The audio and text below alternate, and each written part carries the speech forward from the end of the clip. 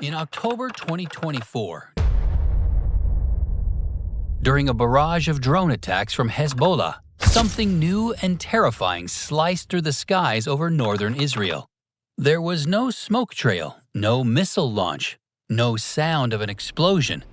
One moment an enemy drone was flying toward its target. The next, it silently fell from the sky, cooked from the inside out by an invisible beam of pure energy. This was the secret combat debut of Iron Beam, the world's first operational laser air defense system.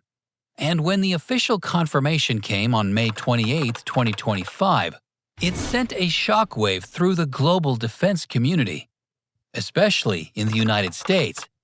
Not because the technology was a surprise, but because Israel had taken a science fiction concept that the US had spent billions struggling to perfect, and they had made it work in the middle of a war. Why would anyone risk using a prototype laser in a real war? Israel didn't deploy a top-secret laser just for show. Something forced their hand. Israel's enemies, primarily Hezbollah in Lebanon and Hamas in Gaza, have an arsenal of over 130,000 rockets, mortars, and drones. Most of these are cheap, unguided, and crudely made. But that's the point. These aren't precision weapons. They're weapons of terror meant to overwhelm defenses and break morale through sheer volume. To defend against this, Israel developed the legendary Iron Dome. It's a technological miracle, capable of calculating the trajectory of an incoming rocket and launching a sophisticated interceptor missile called a Tamir to destroy it mid-air. It has a success rate of over 90% and has saved countless lives. What's the problem with a system that works so well? The problem is the cost. Each Tamir interceptor missile costs an estimated $50,000. The rockets they are shooting down might only cost a few $100s. They are shooting a Lamborghini to stop a bicycle. You can win every single engagement and still go bankrupt in the process. Military strategists refer to this as winning yourself into the poorhouse. In a prolonged conflict, Israel could literally run out of missiles or the money to pay for them. They were facing a strategic crisis where their perfect defense was economically unsustainable. They needed a new answer. They needed a game changer. And that answer came from the engineers at Rafael Advanced Defense Systems in the form of a high-energy laser. How do you turn a laser pointer into a weapon of war? The concept of a directed energy weapon has been a military dream for decades. Instead of firing a physical projectile, you are firing a highly focused beam of light. A solid-state laser, like the one used in the Iron Beam, uses fiber optics to generate and amplify photons, focusing them on a 100 to 150 kilowatt beam that is thousands of times more powerful than an industrial cutting laser. When this beam hits a target, it doesn't explode. It dumps a massive amount of thermal energy onto the surface in seconds. It can cook a drone's sensitive electronics, detonate a rocket's warhead mid-flight, or burn through its guidance fins, causing it to lose control and crash. The best part? The magazine is basically unlimited. As long as you have electricity, you can keep firing. But if it's that simple, why doesn't every country have one? Because it's incredibly difficult. The biggest challenge is the atmosphere itself. Dust, clouds, rain, and humidity can all disrupt and weaken a laser beam, making it useless. This is known as thermal blooming. For years, it was considered an unsolvable problem for battlefield applications. The US, for example, spent over $5 billion on the YAL-1, a giant laser mounted in a Boeing 747, before canceling the program due to these exact atmospheric challenges. But Israel, facing an existential threat, didn't have the luxury of giving up. Through a crash development program involving the Ministry of Defense and the Israeli Air Force, Rafael's engineers found a way. We don't know their exact secret, but they developed advanced adaptive optics and beam focusing technology that could compensate for atmospheric distortion in real time, keeping the beam tight and lethal.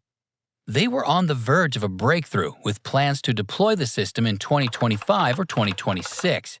But in October 2023, war broke out and the timeline was thrown out the window. The war has started, and your secret weapon isn't ready.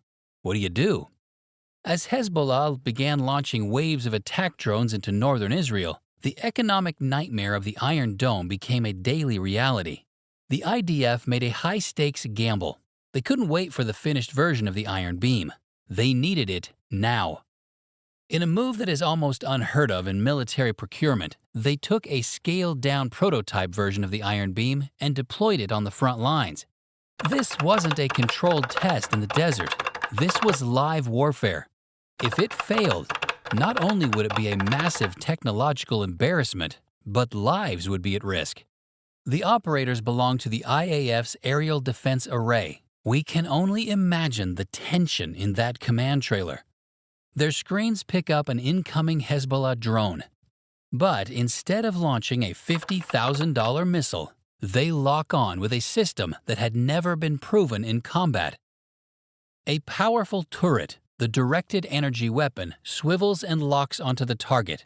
The operator gives the command to fire. For a few seconds, nothing appears to happen. There is no sound, no visible beam to the naked eye.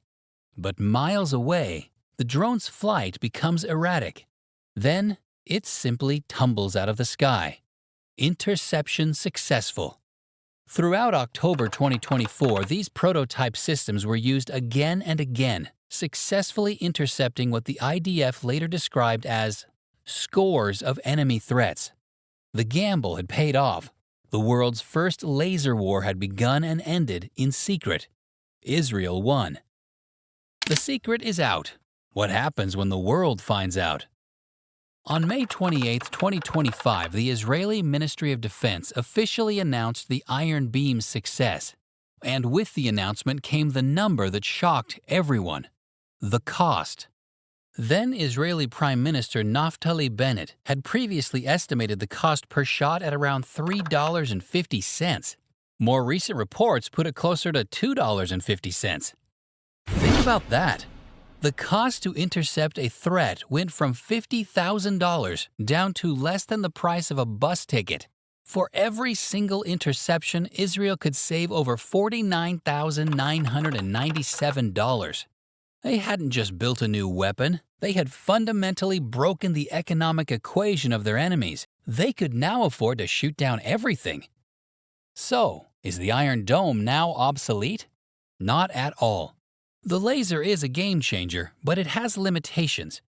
Brigadier General Yaniv Rotem put it simply: we can only shoot down with a laser what we can see. Bad weather, heavy clouds, or fog can still degrade its effectiveness. It's also a point defense weapon, meaning its range is shorter than a missile's. You need multiple Iron Beam systems to protect a large area. This is why Iron Beam is designed to be complementary to Iron Dome, not a replacement. Together, they can create a near-perfect, multi-layered defense. On a clear day, Iron Beam handles the bulk of the threats for pennies on the dollar. If it's raining or if a threat is out of range, the battle-proven Iron Dome is there to launch its Tamir missiles. It's the ultimate one-two punch of air defense. Why was this such a shock to the United States? The shock in Washington wasn't one of anger, but of professional awe and perhaps a little bit of envy. The U.S. military is the most advanced on Earth, and it has been pursuing directed energy weapons for decades, pouring billions into research and development. But progress has been slow and incredibly expensive. The memory of canceled airborne laser projects still looms large, and while the U.S. Navy has successfully deployed its own laser system, the LAWS, on the USS Ponce, it was a test platform, not a widely fielded system integrated into a national defense network. Then comes Israel, a much smaller country with a fraction of the defense budget, which not only built a practical ground-based laser, but accelerated its development and used it successfully in the heat of combat. They solved problems that have plagued American projects for years. And they aren't stopping. Dr. Daniel Gold, one of the creators of Iron Dome, revealed that Israel plans to put similar laser systems on aircraft and warships. The defense company Elbit Systems even tweeted concept art of an F-16 fighter jet armed with a pod-based laser weapon. This is the holy grail of aerial combat, the ability to shoot down incoming missiles with the speed of light weapon. Israel's success with the Iron Beam proves that the age of energy weapons is no longer science fiction. It is here. But did you know that while Israel was perfecting lasers to defend its skies, a secret arms race was happening under the waves? As a new class of doomsday submarines threatened to make aircraft carriers completely obsolete? Don't miss the declassified story of the underwater weapon that has every admiral losing sleep.